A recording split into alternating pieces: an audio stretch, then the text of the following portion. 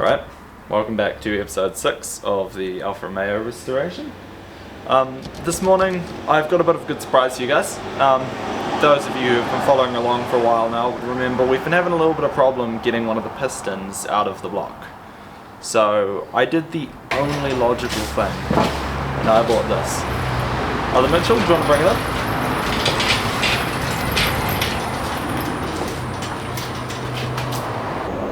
This is a spare engine for the Alfa, and this is my lovely assistant. Yes, we've decided to go the route of spare engine for now, and I'll tell you the plans for the other one at the end of the video, so stick around and find out. Now I know I've just gotten you guys all excited for this fresh engine here, and you might be thinking, oh, it's going to go in the car, oh, it's going to do this, oh, it's going to do that. Right now actually it's going to do nothing, because I have a four-wheel driving trip to go on and I'll be back later today. So for now we'll take a pause on the building. I might throw some photos and videos from the trip in here to make it a bit more interesting, pad the video out a bit for you guys so you actually get to see what we do outside of working on this heap. But yeah, for now I'll be back in a couple of hours, eh?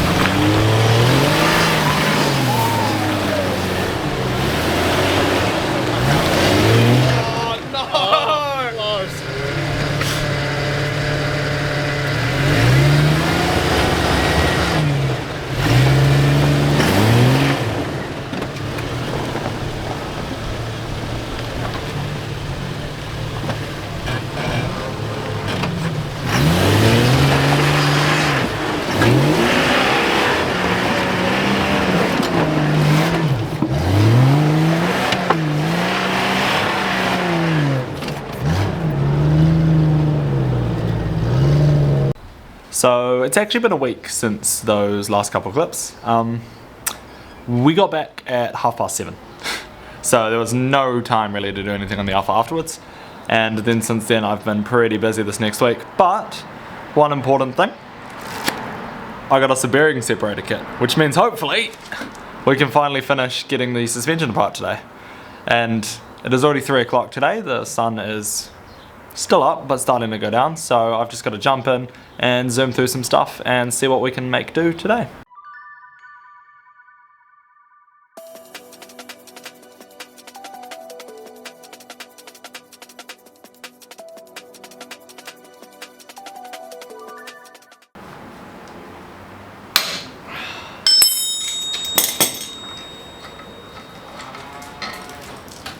Freedom!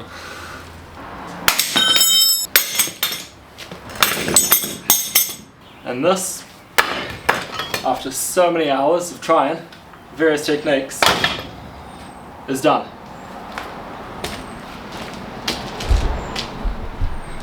And that was the easiest way to do it. I should have just done that from the start. So if you're ever in this position, buy yourself a ball joint separator and just skip all the faff that I had, because that just took me 8 minutes. That's it. 8 minutes. Anyways, on to the next stuff, we got more to do. Alright, so with this new engine we did get a couple of things we didn't have with the old one. Namely, we have a distributor now, which is great. We also have a broken dizzy cap, which will be no help. However, we have a full one, and hopefully the points between the two, both the broken and the non-broken one, will be good enough to use. We also have, looks like an ignition coil, although I'm not 100% sure. Doesn't say too much on it. Another fork for clutch things, and then a few coolant lines. Now, while the hoses themselves are not in very good condition and probably won't be reused, the big thing is it tells me sizes, it tells me lengths, it tells me shapes. And these are all things that didn't come with the original motor that was in the car. So that's big pieces to the puzzle of putting it all back together. We've also got the thermostat housing and presumably a thermostat there, which we didn't have prior, and the gasket that goes between upper intake into the carburetor.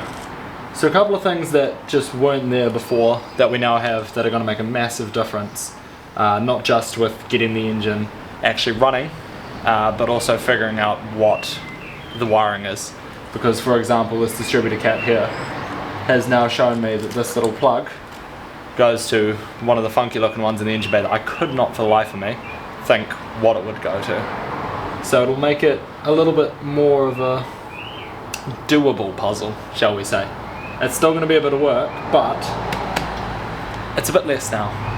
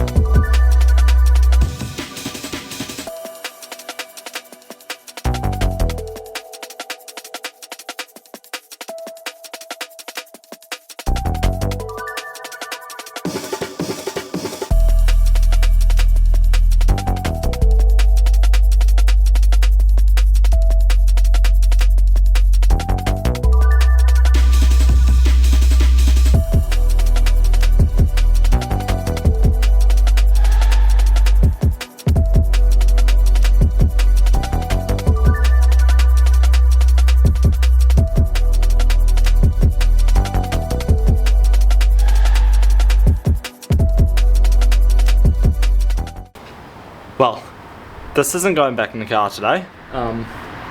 It's just there to look pretty. It's actually just there to give me some space back around the back of the car because it was getting a little bit cramped and I was climbing over things and I smacked my shin.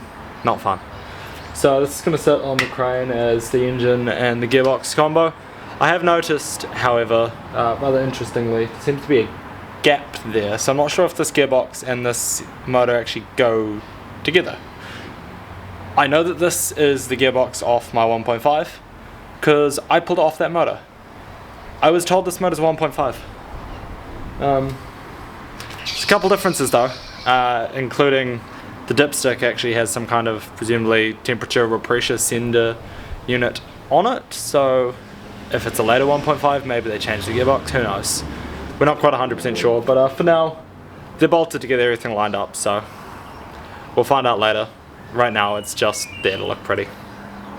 Alrighty, so after that slight detour of just a couple of little things, we're going to get back into the interior. I've got the wiring loom that still needs to come out and the aircon unit that needs to come out from the engine bay side, so we'll jump in there first and then we'll continue trying to pull the rest of it out through the interior and hopefully just getting this thing stripped right down to a shell, because from there we start painting things, we start painting suspension, we start putting things back together, and then we put the motor in and we have ourselves a working car again. So it's almost, you know, the end of the strip down and time to start doing things properly. And it does involve figuring out all the wiring for the engine, which I am absolutely dreading. But there's nothing really to do other than tear down the car for now. I mean, there's lots of other things to do, but we don't talk about those. So I'm just going to continue tearing down the car, because that's what I enjoy doing.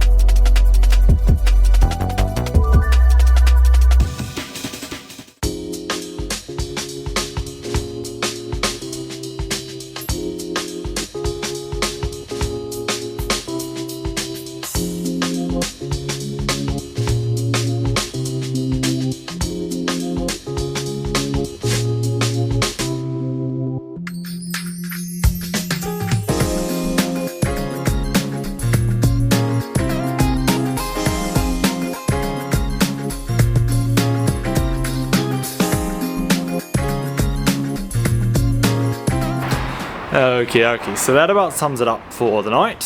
What have we got done today? We've got a gearbox onto the fresh engine, cleaned up the fresh engine a little bit, and I had a look at what actually came along with that fresh engine. As said earlier, a bunch of handy stuff that's come with it that we didn't have for the original one, which is going to save time in the reassembly phase. After that, we finally got the brake booster and pedal box out. Some of those bolts are not made to be got to. It's just poor design.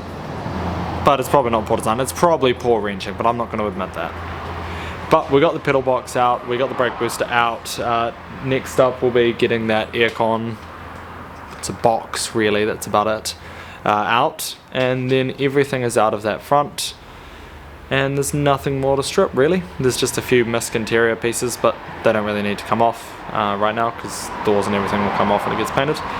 And from there we're back making forward progress. So, exciting things. A couple of things happened that really needed to happen. Oh, the suspension. We popped off those ball joints today. So, a couple of things happened that needed to happen. A couple of things that I've been procrastinating for a while. It's just a solid day of progress. There's not much else to say. So, I guess with that, we'll wrap it up, and I'll see you guys next time. Sorry this one took 2 weeks to come out. Wasn't the greatest at my time management last time round, but today we've got some good stuff done and enough for an episode, so here we go. And last but not least, if you did like the video, just drop down and give us a sub, give us a comment, and like the video. Cheers guys.